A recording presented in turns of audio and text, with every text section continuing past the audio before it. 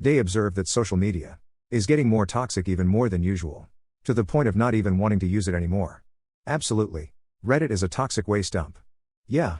I quit Facebook several months ago and I try to only look at positive or wholesome subreddits. I spend most of my phone usage on phone calls with family or playing a couple cute little mobile games. Yes. Hate it more each day. Greater than I notice on Reddit, people just assume the worst about you and your comment/statement and play straw man. You what, M8? Just kidding. I agree that social media is a cesspool. Trolls post to elicit a response. Any response. I block them without engaging. I no longer discuss politics and religion on any platform. It's just not worth it. I let the keyboard warriors that act as if they are superior and everyone is less than for not doing what they do, or agreeing with them, post away as I scroll away. I've nearly quit social media several times in the past year.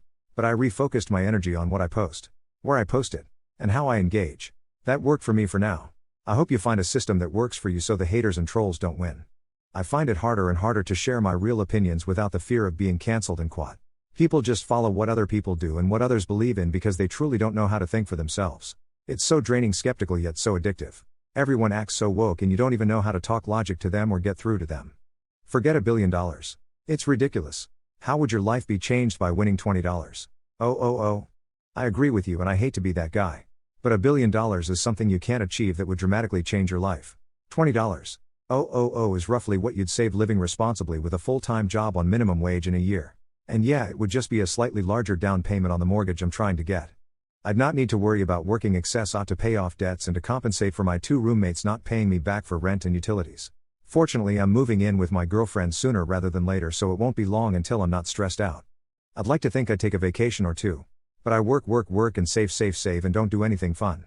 I'm a mostly single male in the US who makes slightly above average income with zero debt. I don't own a house. It'd help if the girl I'm sort of seeing had any money because I'm not trying to take care of someone again and she knows that.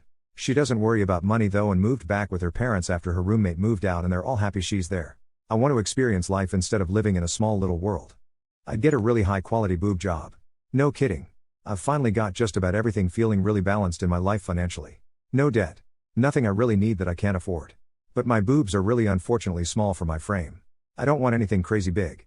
Just to be proportionate for once in my life. It would take a lot of stress off my mind. But it wouldn't be life-changing because of the student debt and interest I have. I'd put it right in my savings and not say a damn word about it to anyone. Soon as someone knows I have $5 saved up, suddenly they need to borrow a few thousand that I'll never see again for the rest of my life. Men of Reddit. How do you feel about dating a woman who is a few inches taller than you? I don't think I'd do it. My female friend who is 192 centimeters receives extremely disparaging and derogatory comments about her partners being shorter. It's undeniably heavy. I don't think I could be at peace while kind of causing it. The real world is devoid of perfectionism and people can just be brutal, sadly. My girlfriend is also tall for a girl, 185 centimeters, and even though I'm a little taller, 188 centimeters. We still have to deal with the same shit. I have no issues with it. I've had 2 exes over 6 feet while I'm a measly 5 feet 10 inches and quad. Sure. A little insecure about it in the beginning. Especially since they both loved high heels. I got over it. At the end of the day, these tall beautiful women wanted to be with me. That's a good thing. Every time this is mentioned it goes the same way. 90% of upvoted comments will be guys saying they do not care or even prefer taller women. There will be one comment where the guy softly says he prefers his women to be shorter than him that is upvoted. Any reply where the man explicitly states he isn't attracted to women who are taller than him receives no attention or is downvoted. There. Saved you a scroll. I really don't think most guys give a crap about this. The problem is that you've got women running around obsessing over men's height and it tends to make guys suspicious of whether she's going to be happy long term with a guy who's shorter than her. For some women it'd just take one of their girlfriends to laugh or snicker or make fun of the way you two look together and that would be enough for her to start sabotaging the relationship. I couldn't give less of a crap about a girl's height. But her attitude about height would be something I'd pay attention to. Women. When you were a preteen going through the difficulty of puberty, what could have helped you the most during that time? Comprehensive talks about what was going on. And what I might have been feeling would have been awesome. Also, having discussions about their mental development is worth taking the time for. If you have real, honest discussions about why you think certain kids might be a less than stellar influence, or that adolescent brains don't have the decision-making parts fully developed yet, would have been great. Not just, well, you're a preteen/teen. You don't know anything and that's why I'm right, and quad. No dismissing big feelings. Kids can be clinically depressed and it is missed far too often. I needed my mom to get me things before they became a problem. I should have been wearing normal deodorant long before I started stinking. But she wouldn't buy it for me, and even then she said it would cause cancer and just got this weird stuff that was Gentle by Chantilly that didn't work.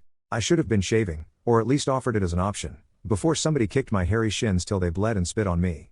I needed somebody to show me how to use cover-up. I just needed somebody to be proactive and not wait till I was being hurt before fixing whatever my body had done now. What could have helped? Oh. My mother not saying it's just puberty when I told her I didn't want to be alive or had thoughts of hurting myself as a preteen and actually getting me help. No shaming me and calling me a derogatory terms for having sexual oogra and exploring on my own. More than handing me a little bag with feminine products and a book explaining shit then telling me to go read it and ask her or my sister if I had any questions then leaving.